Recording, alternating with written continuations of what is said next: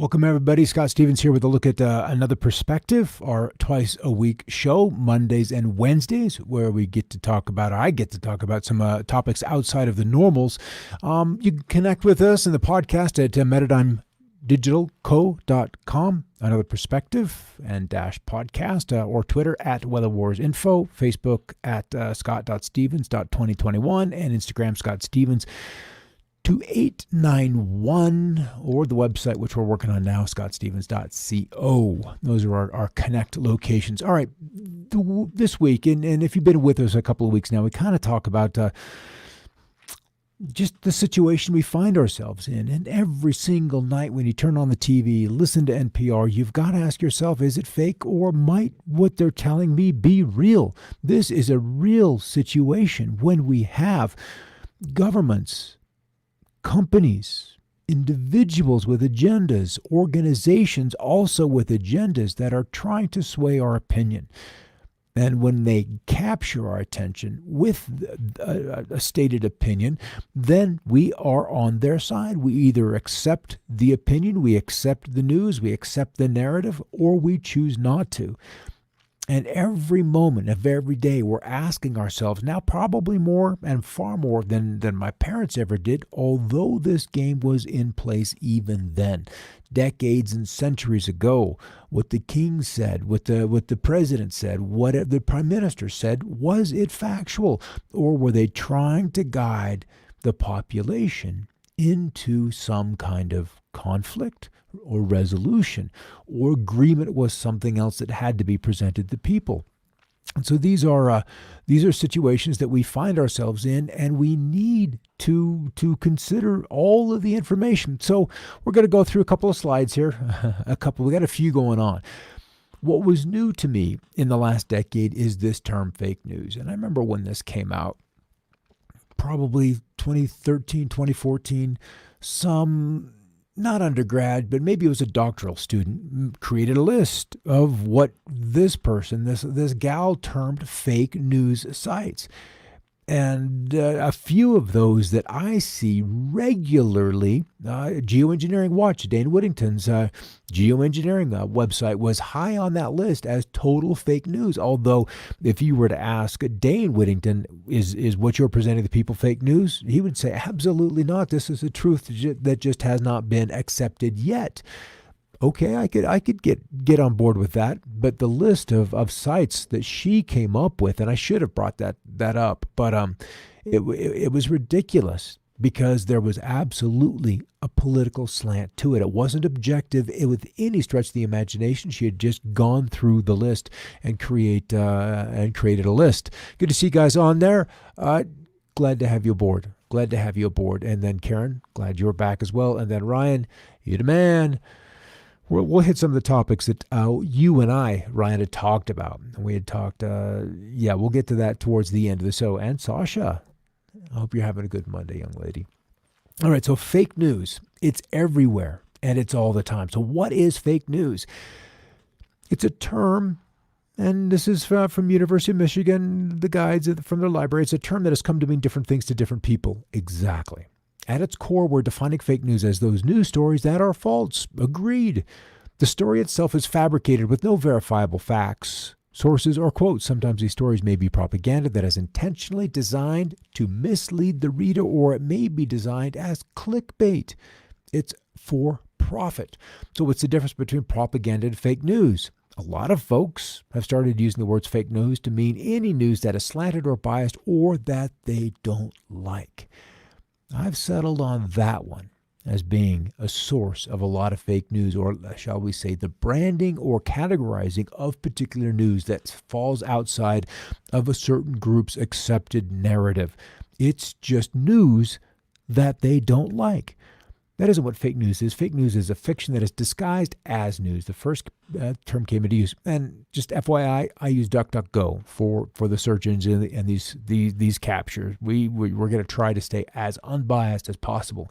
And the battle of AI versus AI, this is becoming, or will become, and has become a very, very interesting topic over the next couple of years. And in the weather show just a bit ago, there was a guy who said that Trump, if he wins, will likely be the last president elected by a relatively unbiased electorate, because the AI is getting so good, so finely tuned to everybody's social media feed, that everything we like, everything retweet or comment on, that goes into a list. And so the algorithm feeding me information versus Sasha or Karen or Ryan are all going to be a different set of stories.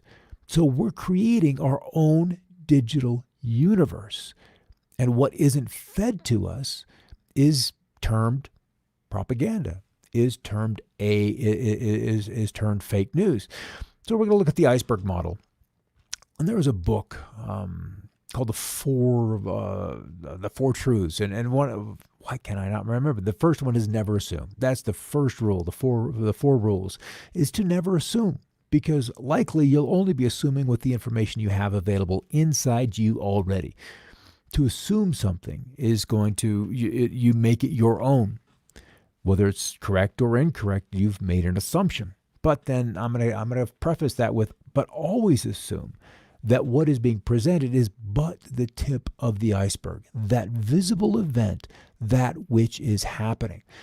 And resting on the events that we can visibly see are patterns of behavior and the trends that are occurring over time. So there's this, let's just use it, racial unrest that's happening, and these events now come above the water. They come into visibility, and then they get attention.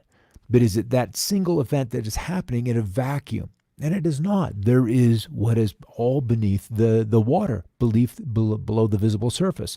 So there's systems and structures in place.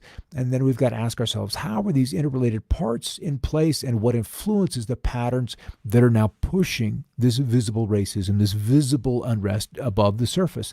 And then there's the mental models, those processes that all of us have inside our heads, those things that trigger us. That which triggers me may trigger only 2% of the population, or 20%, or 80%, depending on how the AIs have herded you into a belief system. So then ask yourself, why was this aspect of the story that was presented? We could just take a nightly newscast. What's the story they lead with? Why was that single story so important that it superseded every other thing on that editorial meeting? Why was that story the lead story? Obviously, if it's TV, it's going to have video. It's going to have a sound bite from someone interviewed, someone who made themselves available to the world at large through a statement of some kind. And then that was worthy of becoming news. But then to what end? To elicit what kind of response in the audience? Was that story presented to millions of people? Was it to anger them? Was it to provide information that then angered them? Or was it to generate an outrage or a reassuring? Or was it presented to solve a problem? Why was the story presented? And if we look at fake news at a simple search, you could look back, and whether they're on Wikipedia, whether they're on Fact Check, whether they're on even Business Insider had a list of fake stories, and they tend to go to Facebook to look at those. Why Facebook? 2 million or 2 billion people use that vehicle to source some kind of information, whether it's legitimate news or just what their friends have found that's been become, believe it or not, and it's kind of crazy, people's source of information. Even 15 years ago, we used to have to type in a website and then go to that particular blogger's or news source's opinion for what was happening in the larger world. And even then, that person had to go find their information that then they formed an opinion about before they would write up a missive for the day. So debunking false stories, archives, factcheck.org, these are some of these fact-check organizations that works with Facebook work with Twitter, with these other social media giants. So who checks the fact checkers? And this really is where let's just say that we're probably not done with lawsuits to determine what is a fact and what is an opinion or what is a narrative. I think that's likely what will happen. Karen says, it's very frustrating when people insert their biases in the proliferation of sharing unverified information. What happens to the truth of Walter Cronkite? And was Walter Cronkite, is he that standard bearer? Is he truly that standard bearer? I can see Dan Rather, who followed in Walter Cronkite's footsteps, and Dan Rather is on Twitter all the time, even though he questioned the 9/11 narrative, and in time, what's the frequency, Kenneth, was let go from CBS for bucking the trend, changing the narrative. His point of view was too important to get away, to get out of the corral, so he was let go. In a kind way, in a nice way, but nevertheless, he was let go. I see you, Karen. First fake news was the papers of the grocery clerk checkout line. I agreed. That's mine. Yeah, mine too. So what does fake news look like? False, often sensational information determined or disseminated under the guise of news. So we've got the cameraman, we've got the presenter standing in front of some scene. The scene being, in this case, some ragged, unsettled outlook with, of course, aircraft and puffs of smoke going up. So we've got a manufactured scene. In the simplest terms, that is exactly what this is a manufactured scene. And I can promise you, most of these scenarios are staged. They have to be. The game is too big for them not to be staged. So if we're going to find out what fake news is, and this is back just post the other election, November 18 of 16, fake news is nothing new, but bogus stories can reach more people more quickly via social media than what good old-fashioned emails or print paper or word of mouth could accomplish in years past. People are concerned about the phenomena that led Facebook and Google to announce that they will crack down on fake news sites, restricting their ability to garner ad revenue. Demonetization. Perhaps that could dissipate some of the malarkey online, although news consumers themselves are the best defense against the spread of misinformation. And in my eyes, that's exactly where the responsibility should lie. Let the universe be a free-for-all. Let that information go and let the people decide for themselves. There's enough people out there that see the world as flat. Probably no matter how high you get them, that world will always be flat. But what damage is that? And anti-vaxxers. There was a time humanity survived before that happened. All right, Karen, here you go. First fake news. Hillary, 6 months to live. The Inquirer, the Star. The list is long of those rags, I believe they were termed, at the checkout stand. And there's always maybe a little bit of truth in there. An incredible photograph that you just always captures your attention. You look at it, you stare at it, and you're like, can that really be real? Maybe it isn't, but nevertheless. And then often the stories are more so about fantastic events that happen to individuals who seem to be good, honorable, and upstanding people. But of course, it's a heartbreaking thing that just tears at your heartstrings. And that gets you to buy the magazine, or at the very least, spend 2 minutes and 20 seconds in the checkout line flipping through the pages quickly enough while you're like, yeah, I'm looking at this, don't judge me, as you wait for your line. And so Skynet is a reality. What's the date on this? July 15 of 13, so 8+ years ago. And at what point, I ask, is there just enough truth embedded in the story to make it fake news, or just a story that sensationalizes what is already true, but just not seen by the public? I'm just asking for a friend. So are they telling us things that are truthful, but they have to do it under the guise of fake news? So when it becomes an accepted truth, it can be more digestible. So these platforms, talking the social media giants, were built with the help of establishment power structures. And if you haven't researched how Facebook and a particular 3-letter agency got together, it's really, really a very fascinating deep dive. And these structures are maintained with the consent of those power structures. How come you don't believe that these other ones? Instagram was a great platform, and then Facebook bought it. Venture capital money came in, and these guys who maybe, truly don't know the history of Instagram, but nonetheless, they were an up-and-comer. They had built an audience. They created some kind of pathway, clicks and buttons to be able to take a story, add a picture to it, a narrative, and then share it, that became very, very popular, much like TikTok has now. And as people use it, the people being the product, the more people using the app, the more valuable the product, because you're building people inside a corral, then you're selling the corral with the chattel inside it. So a few giant platforms sucking up all the human conversation to then censor those conversations in alignment with establishment interests is an extremely valuable asset to the powerful. And they're not going to let it go easily. It is an extremely effective weapon against dissident thought. And we have seen that and seen that and seen that, deplatforming, banning. And it is those topics that get excised off the platforms that I have said many times I am most interested in. That which you don't want me to know is all I want to know.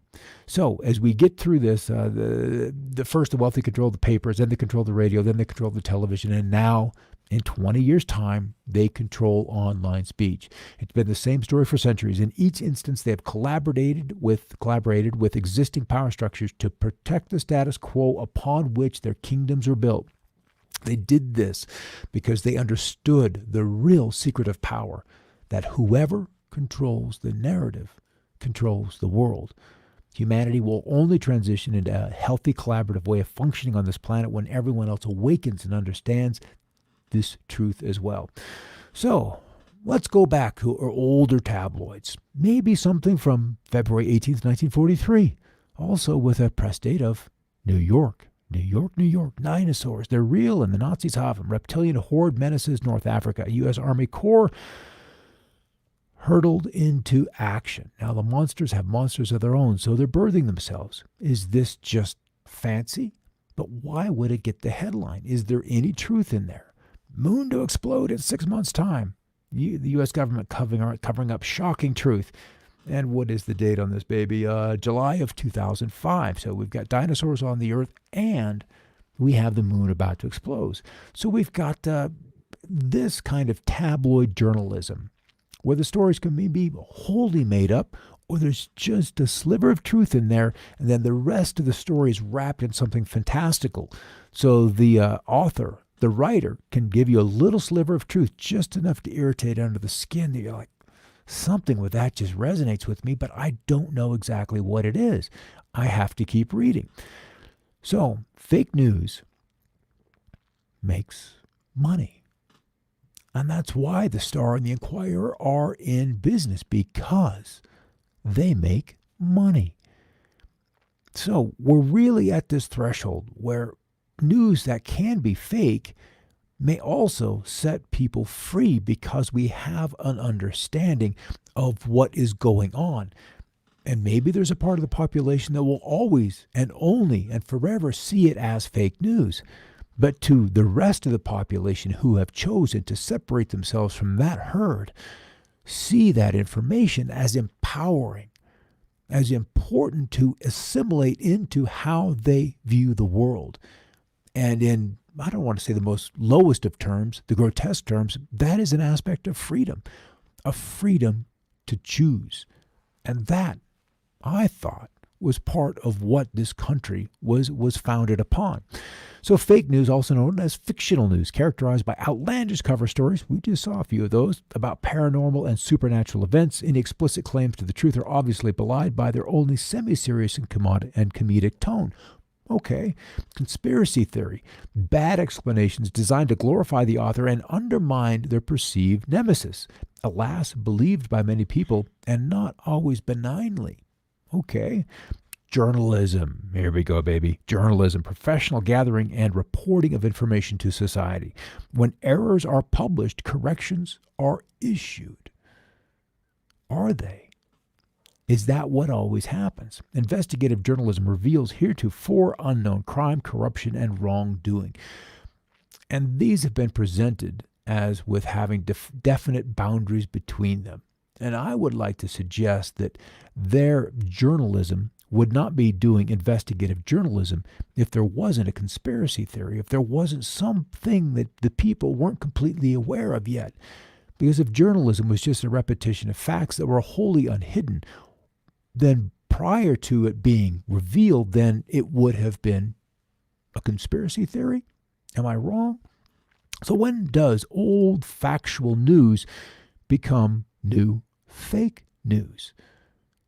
Something that was as fact admitted in text, but then becomes, something that is completely dismissed as that never happened. Well, and these are just two examples because I don't have a lot of time. And if you want to, we can do these for weeks and weeks and weeks. We can do shows on stories that have been memory holed. Here we are, 6-foot men, but we have skeletons of beings that were much, much larger.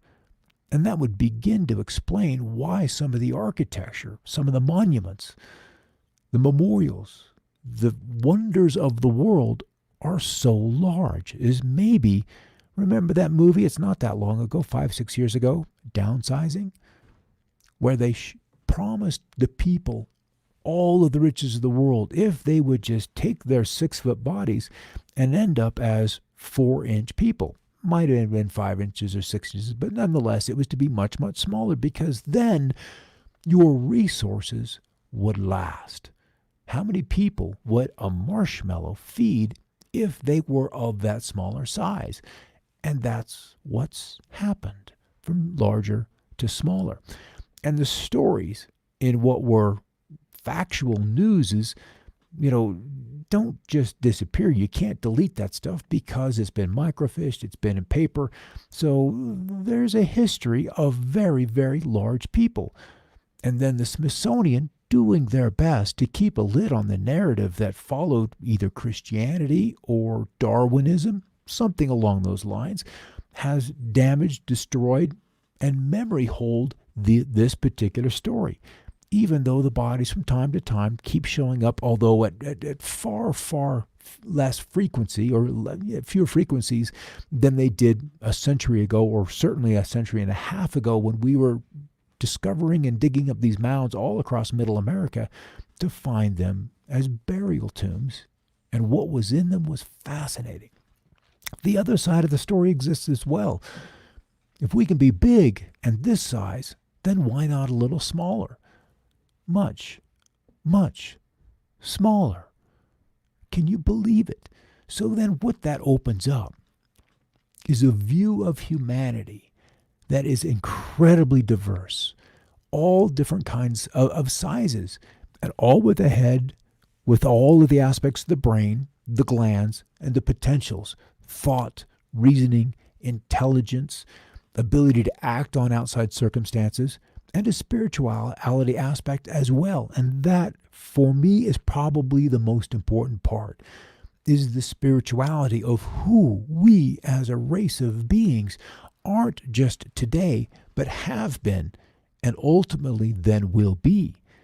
So if we can be very, very small, we've been very, very large. And this brings us back to how many stories have fallen down the memory hole. What is the memory hole? War is peace, and of course, freedom is slavery. Ministry of Truth, 1984. I had to read that when I was a sophomore in high school. And this is a Wikipedia entry.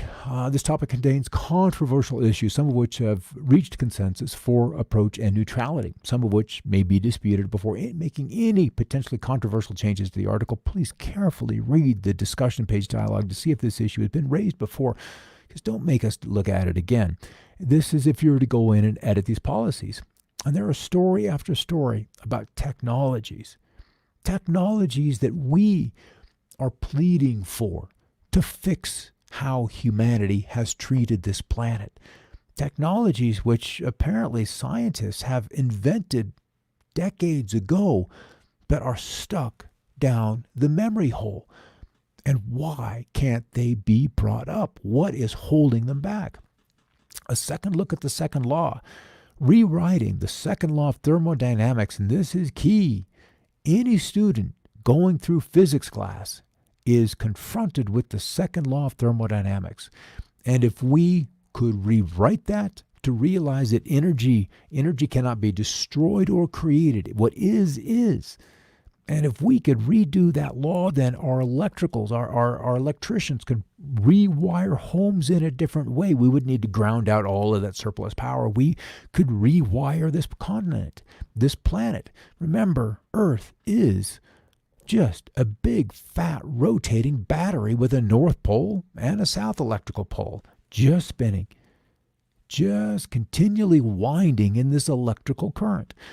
So, in 2011, a respected math professor submitted a pro-intelligent design article called A Second Look at the Second Law to the Journal of Applied Mathematics. It was peer-reviewed and accepted for publication until some blogger, whoever that is, wrote into the journal editor denouncing the article, after which the editor violated his own journal's professional standards and pulled the article from the publication queue. The author sued and won. The publisher was forced to print an apology and pay the author's $10,000 attorney's fee, but then they still refused to publish the article. Because today in science, if it isn't published, it doesn't exist. If it isn't peer-reviewed, it's not worthy of our attention. So in 2012, another journal, The Mathematical Intelligencer, published a rebuttal to the article, which, remember, had never been officially published in any peer-reviewed journal. The author wrote a rebuttal to the rebuttal, and then the Mathematical Intelligencer refused to publish it. So if we could change this simple law, the 21st century would hold an incredible potential for humanity. Oil and gas. Oil would be nothing but a lubricant or some medical needs. And then energy from the vacuum, energy from the ethers would simply exist. And all of this angst over CO2, this angst over immediate and urgent climate change, all of this would simply be wiped away. But why why can some simple blogger write to a journal editor and get this paper, this research pulled back and not published, ending for a time the hopes of rewriting the second law of thermodynamics? Other unbelievable things that if we knew were out there would also change our worldview. Large things that have stories in the ocean, beings from other places, other technology that is very, very old. Points of view from Julian Assange, a hero to the left when he leaked the secrets of the Bush wars. But now that he's released the truth about Hillary's crimes, because, crime is political, he's a spy that's controlled by Putin and Trump. And if we're a nation that is afraid to let its people judge the truth and falsehood in an open market, is a nation that is afraid of its people. That, my friends, is the purpose of the memory hole. And now we have celebrities who, because of their effects on the world stage or a nation stage like Lincoln, just days after the end of the war was shot, and he told his butler goodbye. He knew something was happening, even though he had dreams for 3 consecutive nights prior to the shooting that he would be shot. But did he stage that? Did he live on knowing that his life was at too great a risk? Are there other political characters, other people on the stage that also have staged their deaths? Have they come back? Might they come back at a point in time, creating a raft of fake news, casting a new light on stories that were long ago buried and accepted as nothing but fact, but need to be reviewed with more information because we've made assumptions about the news that were not true? How many of them are there out there that have stories to tell that will completely change the narrative? A memory hole is a mechanism for the deliberate alteration or disappearance of inconvenient or embarrassing documents, photographs, transcriptions, or other records, such as from websites or other archives, particularly as an attempt to give the impression that something never happened. The concept was first popularized by George Orwell's 1949 dystopian novel 1984, where the party's Ministry of Truth systematically recreated all potentially embarrassing historical documents, in effect rewriting all of history to match the often changing state propaganda. There is a big story that's happening right now that continues to be altered. First, we have to wear a mask. then it doesn't help. First, we need to lock down because we saw the stuff coming out of China. Yeah, that makes sense. Keep me safe. Keep me safe. When a person's safety supersedes our ability and freedom of speech, our ability to interact, our ability to be human beings, then it's gone too far. Then it's too much. We all have the right to make choices. And if we're not free to make our own choices, there's plenty of YouTubes out there with kids doing stupid stuff, but they learn. They have an experience, and maybe there's a scar, and maybe there's a broken arm, a broken leg, but there's a lesson learned. And we're avoiding learning lessons with this putting safety atop everything else. The dead horse theory. The tribal wisdom of the Dakota Indians, passed on from generation to generation, says that when you discover that you're riding a dead horse, the best strategy is to dismount. However, in modern business, education, and government, a whole range of far more advanced strategies are often employed, such as buying a stronger whip, changing riders, threatening the horse with termination, appointing a committee to study the horse, arranging to visit other countries to see how others are riding their dead horses, lowering the standard so that even dead horses can be included, or 7, reclassify the dead horse as living impaired, hiring outside contractors to ride the dead horse because that'll surely solve it, or even harnessing several dead horses together to increase the speed at which the dead horse carries you, providing additional funding or training to increase the dead horse's performance, or doing a productivity study to see if lighter riders would improve the dead horse's performance. Declaring that as a dead horse does not have to be fed, it's going to be less costly. Less costly, carries lower overhead, and therefore contributes substantially more to the bottom line of the economy. Or rewriting the expectations of performance required for all dead horses. And then promoting, of course, the dead horse to a supervisory position of hiring another horse. This is where we are. We're at the point where it's time to change horses. There's something coming, and the old systems will not carry us across the bridge to that which is coming. And all that can be deployed to keep us from seeing that the horse is dead is being deployed to keep us on the dead horse. We're almost there, guys. We're almost there. The next month will be big, and the month after that even larger yet, as we recognize and see through the fog and recognize the horse is dead and create and understand and envision new systems so that that can carry us and the generations to follow across the bridge to a better, brighter future. All right, Scott Stevens here on Another Perspective. Thanks for stopping in. Good to see you. Yeah, Ryan, a lot of Nephilim, who knows? Who knows? But it's time to open up the archives, whether they're under the Vatican or the Smithsonian. There's a lot to see, a lot to learn. And who knows what survived the library in Alexandria. That's where I'd like to go. All right, guys, catch you on Wednesday, Tuesday for a look at some weather. And maybe we'll look at cloning. Maybe we'll look at some of these artists and see what's up with that. All right, guys, have a great night. And in the meantime, keep looking up.